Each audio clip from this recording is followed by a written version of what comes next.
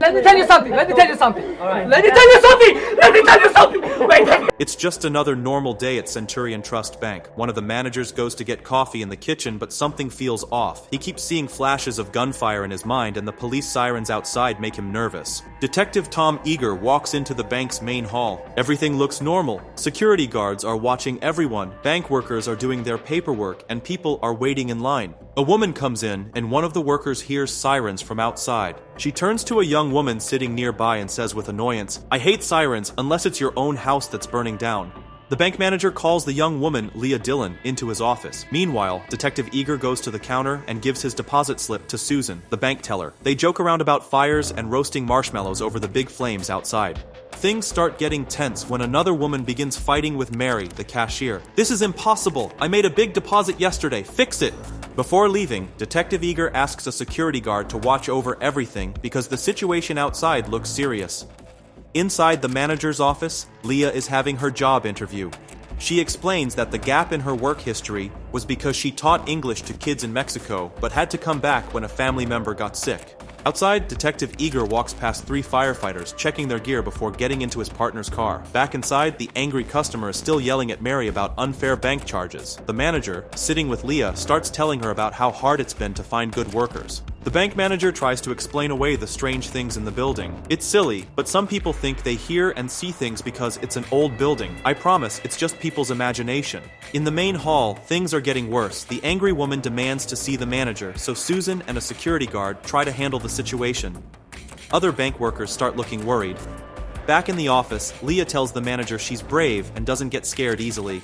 Susan tries to calm things down by telling the angry woman she's not even a customer at their bank. Another worker joins them to help, but the woman just gets angrier. "Your awful life is not my problem," she shouts.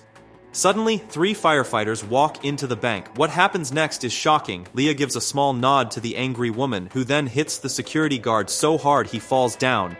Before anyone can understand what's happening, Leah pulls out a gun and points it at the manager. The guard by the door tries to hit the alarm, but one of the firefighters knocks him out. The other fake firefighters take everyone hostage and put bags over their heads. The angry woman, who turns out to be Leah's sister V, takes everyone's phones. Their partners spray paint over the security cameras and force a guard to tell the police everything is fine. Detective Eager decides to check on the bank, but then his radio crackles with a desperate message. "This isn't Centurion Trust. We have a robbery happening. They're taking hostages. Please send police now." Leah warns the manager not to try to be a hero, reminding him about his family. In the hall, one robber gets mad at V for hurting the guard, saying, "We agreed not to hurt anyone," but V doesn't care, saying, "We can't be nice about this." The scared cashiers work very slowly to open the vault, their hands shaking with fear. Finally, they get the vault open. The robber pushes Mary and Susan inside at gunpoint. Susan tries to open the safe first, but her hands are shaking too much. The robber gets impatient and tells Mary to try instead. "Don't be nervous," he says, but of course she is. Mary manages to open the small safe. Something terrible happens in the hall. When a bank manager tries to run away, Elle shoots him in the knee. Leah runs to help him as he screams in pain. Another robber named Michael takes off his mask and starts helping too, saying sorry while he bandages the wound. Back in the vault, there's still a bigger safe to open. Susan is so scared that she keeps getting the numbers wrong, but she finally opens it. Everyone is shocked. There's only $70,000 inside. The robbers start fighting about what to do next. 2 of the men take off their masks when Leah asks them to, but her sister V refuses. "We're not going anywhere," V shouts. "We came here for him, and we're not leaving until we finish this." The sisters start fighting with each other. Michael agrees with Leah that they should leave before things get worse or the police come, but another robber, Cyrus, points his gun and says he won't leave without more money. The situation gets really tense when Leah points her gun at him. The assistant manager speaks up. "I can help you," he says. "I know everything about this bank." To show he's telling the truth, he tells them where the alarm button is and warns them they need to turn it off. He explains that all money moves need to be recorded and approved with the manager's special code, or the alarm will go off. He promises to help if they don't hurt anyone else. V agrees and takes the bag off his head. There's more money hidden away. "The real money is downstairs," he says. "It's in the old vault. It's from the old bank building. We just keep it there. It's old-fashioned and not connected to any modern systems." Kramer tells everyone they have special tools that can open any door. Cyrus reminds them about their clever plan. They started a huge fire to keep the police busy. Then the clerk drops some amazing news. There's $6 million in cash down there, at the end of the basement hall. Here's the key to the door. V and Kramer get ready to go to the basement. They tell the others to watch them on the security cameras and not to shoot anyone while they're getting the money. After that, Michael will go down to make a hole in the pipeline. That's how they plan to escape. They make the clerk sit in an office where she can watch V and Kramer on the cameras. When V and Kramer reach the basement, they find the door they need. Upstairs, Michael is watching the hostages and gets angry when they try to talk. "Shut up!" he shouts. One scared hostage pulls the bag off their head, so Leah locks them in the vault. Everything is quiet for a moment until Susan asks if she can go to the bathroom. Meanwhile, in the basement, V and Kramer find a serious-looking metal door with wheel locks. V walks away to look around while Kramer starts working on the door. Suddenly, something spooky happens. All the lights in the building start flickering. Must be a power surge, someone says. Leah asks Cyrus to watch the assistant manager while she checks on the hostages. When she peeks outside, she sees police cars in front of the bank. The guard's radio crackles with a message asking what's happening inside. Michael takes Susan to the bathroom and she tries to talk to him. He feels awkward and admits he would also find it hard to use the bathroom while someone is watching. He leaves her in the stall and goes to wash his hands, feeling nervous. "What's your name?" he asks, trying to make small talk. In the office, the assistant manager tries to figure out what's happening. He asks Leah who's really in charge, because it seems like no one is. Down in the basement, Kramer is working hard on the vault door, slowly making progress. The flickering lights are getting worse, making Leah more and more nervous. Something strange is happening. V is exploring the basement when she thinks she sees a face in one of the old storage rooms. Meanwhile, Michael is in the bathroom with Susan, and she notices his finger is bandaged and bleeding. She tries to be friendly, saying he doesn't seem like a bad person. "Do you have any siblings you love?" Michael asks, then gets mad at himself for sharing too much. "Those are your sisters out there, right? Sometimes you just don't want to make the wrong people angry, no matter what you're trying to do." He promises Susan no one will get hurt and takes her back to the hall. Leah gets angry when she sees them. "What are you doing? Why aren't you cutting the pipe? We need a way out of here." She's really worried about how the police found out about the robbery. Michael goes to cut the pipeline for their escape, but V stops him. She's scared about something she saw downstairs. "Do you think Michael's going to run away with the money and everything will be perfect?" V goes back upstairs, leaving Michael to work on their escape route. Cyrus watches the hostages while the sisters check on Kramer in the basement. Michael finds the pipeline and starts getting his tools ready. Finally, Kramer gets the vault open, but right then, all the lights go out. In the dark corridor, he sees something terrifying. Two figures with dirty bags over their heads. "What are you looking at?" someone asks nervously. "Get upstairs with the others, now." Things start going very wrong. Leah and V can't reach Kramer on the radio. When they check the security cameras, they only see him alone. But something's not right. Kramer starts looking for his gun because the flickering lights show more and more shadowy figures appearing in front of him. Then suddenly, these figures drag him into an old storage room. Michael hears Kramer's terrible screams. The sisters are really scared now. "Is someone down there?" Leah tells Cyrus to count the hostages upstairs. Then more scary things happen. The lights keep flickering, and the door to the hostage room slams shut by itself, trapping V inside. Leah calls Michael to bring the master keys quickly. While this is happening, Cyrus sees something impossible. Someone wearing a white mask sitting with the hostages. He grabs a rifle. V is trying hard to open the door while Cyrus hears screaming and strange noises from the hostage room. Down in the basement, mysterious figures are torturing Kramer. Upstairs, Cyrus watches in horror as more and more hostages with dirty bags on their heads appear out of nowhere and come toward him. Then the person in the white mask forces the rifle into Cyrus's mouth. When the lights come back on and the doors open, Cyrus has disappeared. The hostages are sitting there like nothing happened. Michael finds Kramer's lighter in the basement, then discovers something horrible. Kramer is tied to a chair with his eyes missing. When Kramer hears Michael, he begs, "Don't do it," before drilling into his own head. Leah gets angry with the assistant manager. "No lies, short answers. What the hell is down there?" "I swear to God, I don't know," he says. The phone rings. It's Detective Eager. He wants to talk to whoever's in charge. Leah sees the police getting ready to attack the bank. She answers, "Listen, detective, you give me 30 minutes. I'll pretend you never called, and I'll make sure everyone gets out okay."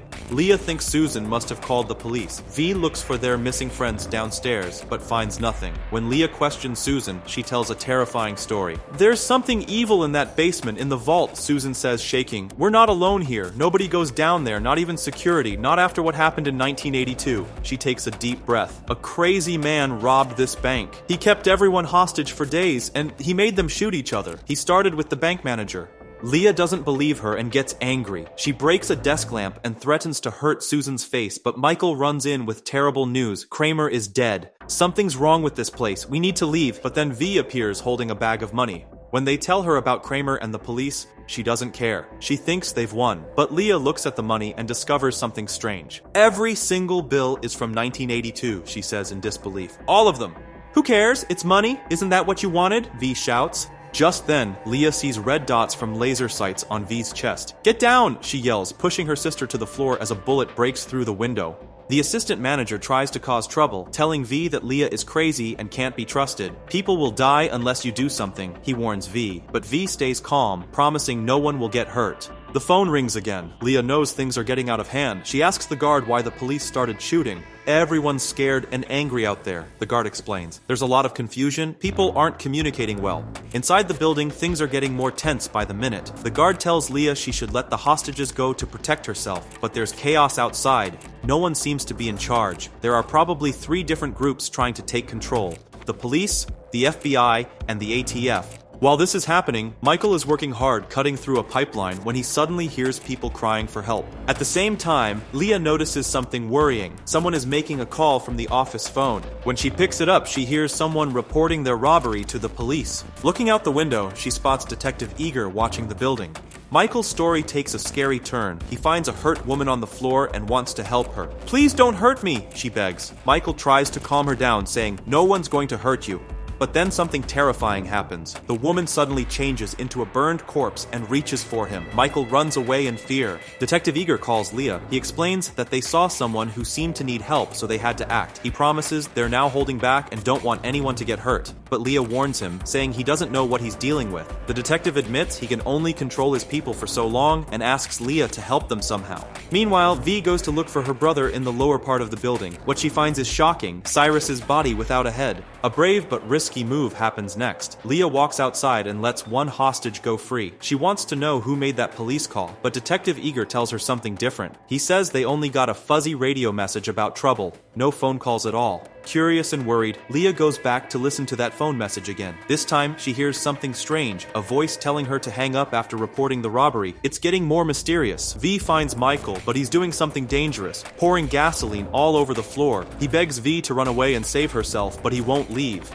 After V finds her way out, Michael does something extreme. He sets the corridor on fire. He's trying to stop someone from following them. Things get really intense when the fire alarm starts ringing upstairs. The guard tells Leah she has to let the hostages go now. The police will have to come in because of the fire. She frees all the hostages but grabs some money before heading to the basement. The security officer tries to stop her, warning her not to go down there, but Leah doesn't listen. As she moves, the police rush in and start shooting. Even though she hurts her leg falling on the stairs, Leah keeps going toward the pipeline. Everyone runs away scared, except for one person. The assistant manager just stands there, quietly watching Leah escape. The bank is burning now, with Michael setting more fires everywhere. Leah finds her way to the pipe opening, but then she hears Michael's voice. Following it, she runs to the old vault. Something scary happens. The vault door starts closing, and she's trapped inside with the ghosts of the hostages. But just when things look really bad, Michael shows up to save her. Keep moving, he tells her, promising to fight off the ghosts. Leah finds a firefighter's uniform and puts it on, but she's not safe yet. The man in the white mask attacks her, and the hostages' ghosts are after her too. Michael helps one last time. He sets everything around them on fire so Leah can escape through the pipe. The next day, everything seems quieter. Leah is driving on a dirt road, listening to the radio. The news is talking about what happened, the robbery, the fire, and how the robbers supposedly died in the flames. Suddenly, V appears on the road and stops her. When Leah shows V the money bag, something very sad happens. V learns that Michael, their brother, didn't make it out. The sisters cry together, sharing their loss. Meanwhile, Detective Eager isn't giving up. He's looking at videos of how the robbers died, but something's strange. You can only see the robbers in the footage. Nobody else can be seen or identified. After everything that happened, people start asking questions about the assistant manager who showed the robbers where the old vault was. Even though witnesses try hard to remember him, no one can. Susan, who's worked at the bank for 10 years, says she's never seen this person before. Susan sees a photo on the wall and freezes. The photo shows a man from the past. He's hearing screams and picking up a phone. Behind him, there's a figure in a white mask holding a gun to his head. Susan points at the photo, her hand shaking. "That's him," she says. But Detective Eager tells her something impossible. That man was killed in the 1982 bank robbery. He was the one who made that famous phone call everyone heard before he was shot. Back on the road, Leah and V are having car trouble. The car won't start. When V goes to check under the hood, something strange happens. The radio suddenly comes on, playing an old song from 1982. As Leah keeps trying to start the car, V closes the hood. Then Leah sees something terrifying. The man in the white mask is standing right behind V. He grabs V while Leah screams in horror.